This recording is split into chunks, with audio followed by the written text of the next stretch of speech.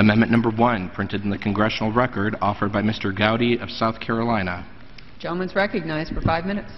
Thank you, Madam Chairwoman. For well over a year now, committees of Congress have been trying to answer basic fundamental questions about an ill-conceived, ill-executed firearms operation called Fast and Furious.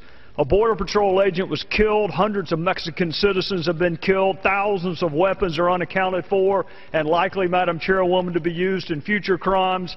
But the Department of Justice and the Attorney General specifically will not provide documents properly, legitimately requested. So I am left with no choice, Madam Chairwoman, but to offer an amendment cutting the Department of Justice appropriation.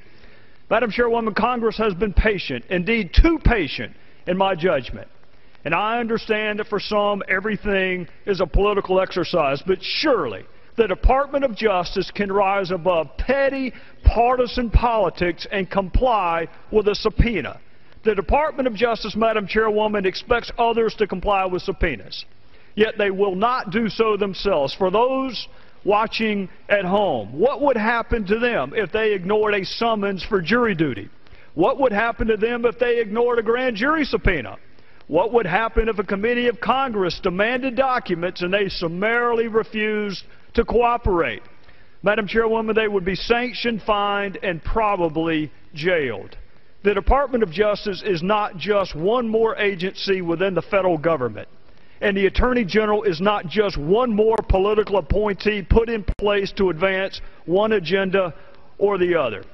Lady Justice, Madam Chairwoman, is blindfolded for a reason. She can see who's in front of her. She just chooses not to. The Attorney General is the Chief Law Enforcement Officer for the United States, and that is a role that is far and beyond politics.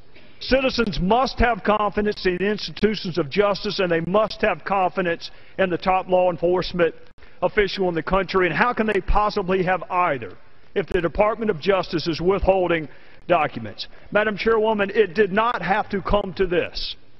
It should not have come to this, but there are basic questions the public and Congress have a right to have answered, such as, who in the Department of Justice approved the tactic of gun walking? Why was the criminal chief advocating for the tactic of gun walking on February the 4th, 2011 in Mexico, which is the very same day a demonstrably false letter was written to United States Senator Chuck Grassley denying the tactic?